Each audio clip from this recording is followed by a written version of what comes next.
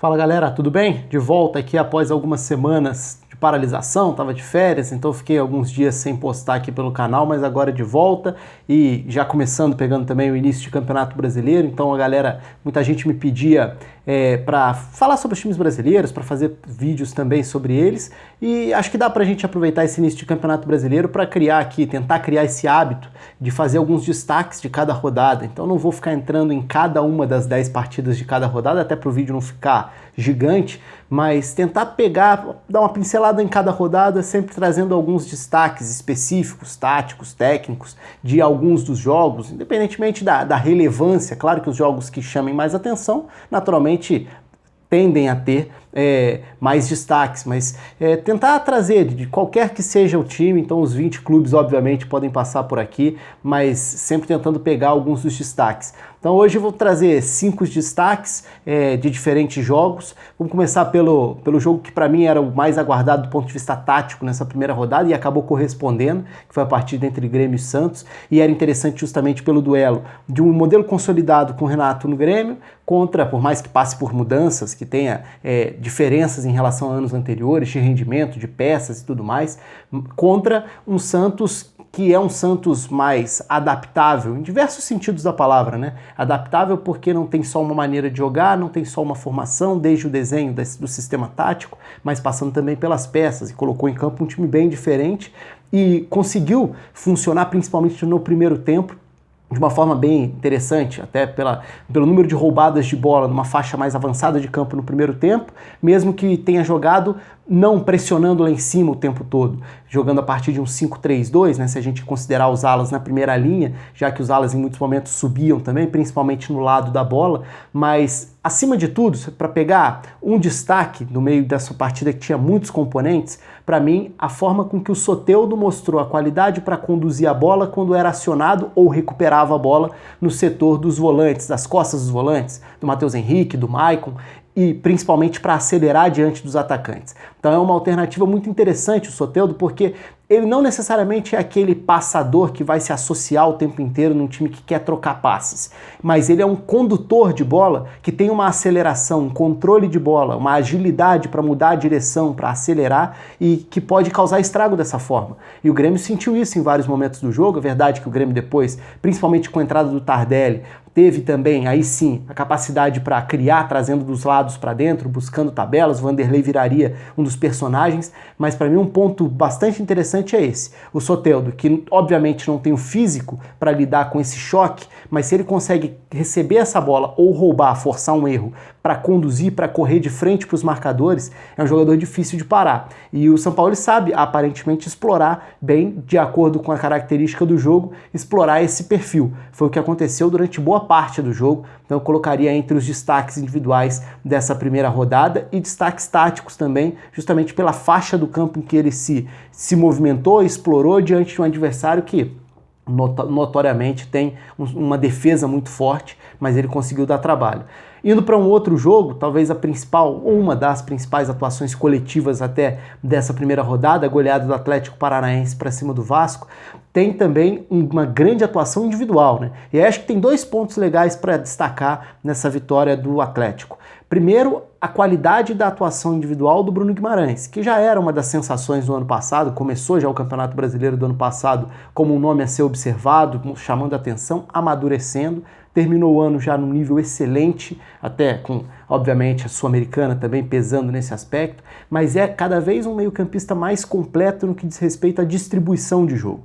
Hoje ele é um dos melhores do Brasil nesse aspecto. E a bola passou muito por ele em diversos momentos. Desde o primeiro gol, com ele construindo a jogada, que a bola sobraria lá dentro da área, mas também iniciando a saída de bola, fazendo passes longos. Então essas inversões mostram que não é só o jogador que dá o ritmo no passe curto, mas que também tem essa facilidade para receber tanto numa zona mais recuada do campo, ou mais avançado, e aí vai depender de quem tiver ao lado dele também. No próprio jogo teve o Camacho em um período, depois teve o Wellington também, mas são diferentes as combinações possíveis. O Bruno Guimarães chegou a jogar como zagueiro, com o Fernando Diniz inclusive, para iniciar essa saída de bola, e é um jogador para prestar muita atenção nesse Brasileirão. Para mim, uma das grandes atuações individuais dessa primeira rodada. E o outro aspecto ainda envolvendo esse jogo é ficar de olho na saída de bola com a mudança da regra, né? Já que a regra mudou no futebol e muito se falou sobre a questão de toque no braço e tudo mais quando mudaram a regra, mas na verdade o ponto taticamente falando mais interessante e relevante daquela mudança diz respeito ao tiro de meta, né? E o Atlético foi o time que nessa primeira rodada, acho até que foi o único, pelo menos que eu tenha reparado ao ver os 10 jogos, o único que usou esse expediente. Agora você não precisa mais colocar o seu jogador na saída de bola fora da grande área no tiro de meta. E o Atlético fez isso. Colocou 3 jogadores dentro da grande área, o marcador só pode entrar na área a partir do momento em que o tiro de meta é cobrado, então você ganha alguns segundos e pode usar essa distribuição para causar algo novo, já que é uma novidade no futebol a regra, alguns times vão trabalhar com estratégias em cima disso também. Então, num primeiro momento, colocando 3 jogadores para receberem essa bola, a primeira saída foi curta e a partir disso também usando esse modelo para atrair 3 marcadores do Vasco, para usar as diagonais para os laterais mais avançados, ou seja, você já elimina pelo menos 3 marcadores por obrigar ou por fazer com que eles se preparem para uma saída ainda mais curta, já que agora aquela ideia de impedir que o adversário saia jogando curto, que era o que muitos times faziam, colocando jogadores na entrada da área, ela não necessariamente vai funcionar, porque você pode jogar curto, porque você pode ter um jogador de linha ao lado do goleiro na cobrança do tiro de meta, dentro da área, por exemplo. É um ponto para prestar atenção, sem dúvida alguma, pensando aí nesse Campeonato Brasileiro e na próxima temporada também, nos campeonatos pela Europa, no futebol mundial, claro, porque isso vai ser explorado, vai ser tendência, vai ser curioso ver como cada time se adapta a isso, seja saindo para o jogo ou marcando adiantado, quais serão as escolhas de cada uma das equipes. O Atlético Paranaense foi quem explorou isso na primeira rodada, então merece um destaque também.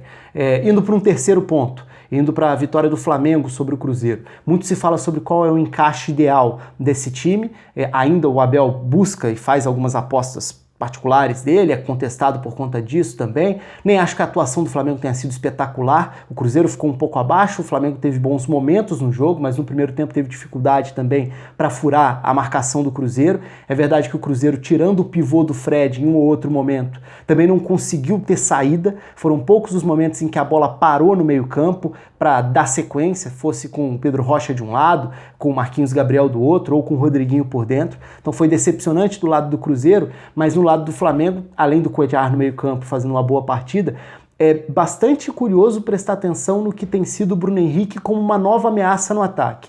Porque que ele é um cara veloz, que ele tem uma explosão e tanto na ponta, que ele é difícil de parar num contra um, isso todo mundo já sabe.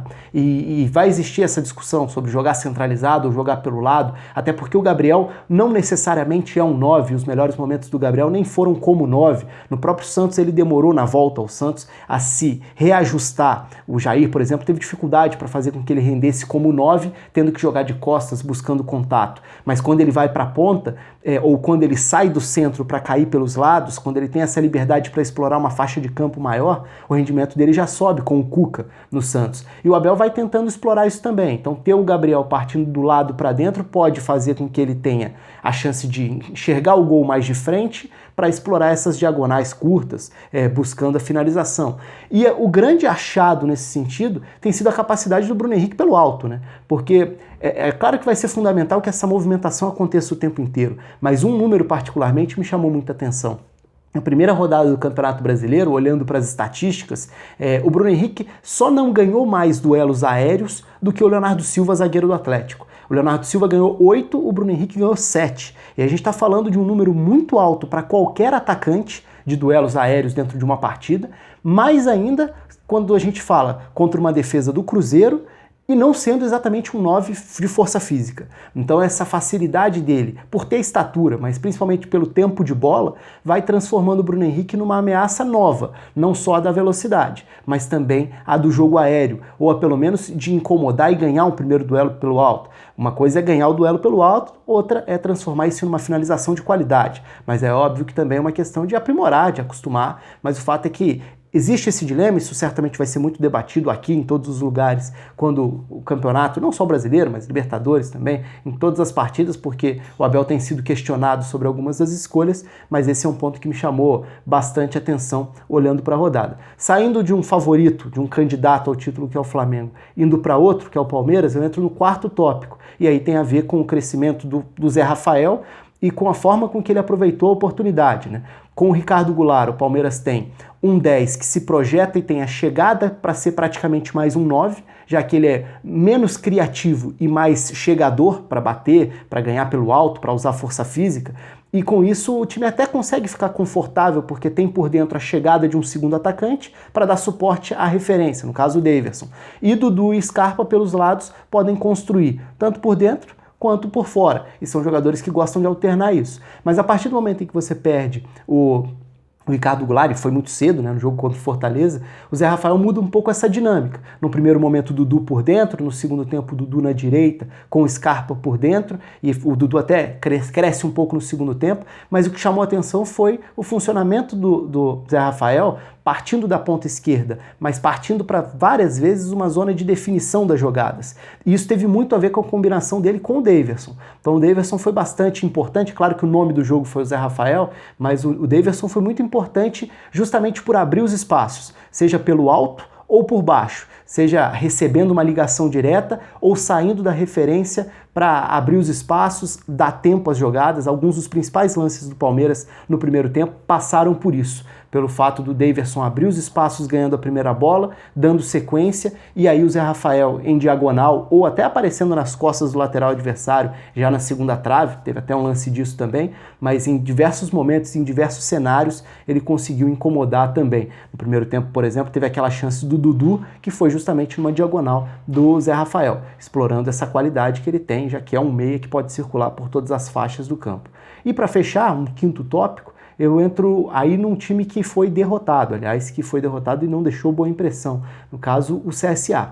O CSA foi atropelado pelo Ceará, é verdade, mas um ponto específico aí eu acho que vale a pena destacar, que é um desafio entre os tantos que o CSA vai ter, depois dessa grande arrancada para chegar à Série A do Campeonato Brasileiro, mas um grande desafio tático vai ser conseguir sustentar essa sua linha de defesa, essa linha de 4 na defesa, tendo os laterais que tem, num sistema que pede essa participação dos laterais ofensivamente. Então, se a gente pegar antes da expulsão, quando ainda havia jogo, entre aspas, quando ainda havia competitividade ou alguma disputa, o CSA teve momentos em que tentou propor, tentou sair para o jogo. E essa saída quase sempre passava pelo Apodi na direita e pelo Carlinhos na esquerda. Laterais veteranos, rodados, de força ofensiva, de características diferentes, né? O Apodi de explosão e de muito vigor nessa chegada em velocidade pela direita, e o Carlinhos até trabalhando por dentro em alguns momentos como um armador também. Mas esses dois laterais se apresentando quase como alas eram fundamentais para a tentativa de saída.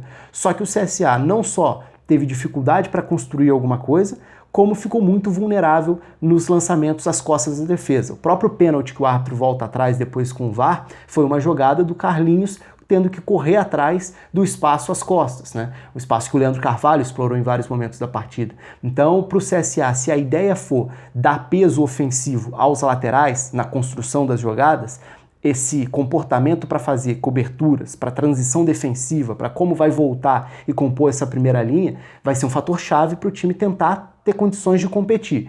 Não sei se em algum momento não vai alternar para um trio de zaga, para ir virar uma linha com 5 e ter uma maior liberdade para os laterais, ou se vai simplesmente passar pela composição dos próprios volantes, né? Já que embora sejam 2 volantes, o Didira joga como um meio-campista, então fica um volante atrás de 2 meio-campistas, os meias abertos, no caso Robinho e Matheus Sávio, em vários momentos centralizavam, justamente para a ultrapassagem dos alas. Laterais se comportando como tal. Então aí está um desafio também. Entre os times derrotados é um destaque tático que acho que vale o alerta, até porque a gente está falando de uma equipe com orçamento mais baixo, que entra com o objetivo de escapar do rebaixamento, sabendo que essa vai ser a realidade, a luta contra o rebaixamento, e na primeira rodada sofreu em alguns momentos do jogo, mesmo antes da expulsão, nessa questão do comportamento sem bola, quando os laterais ainda estão muito avançados. Bom, daria para citar outros destaques por aqui, mas é isso. Nessa primeira rodada fico com esses 5 destaques táticos, mas vocês fiquem à vontade aí nos comentários, participem, deixem sugestões também. Nas próximas rodadas a gente volta com alguns dos destaques táticos, entrando para dar uma passada geral em cada rodada do Brasileirão. Um abraço a todos, até a próxima.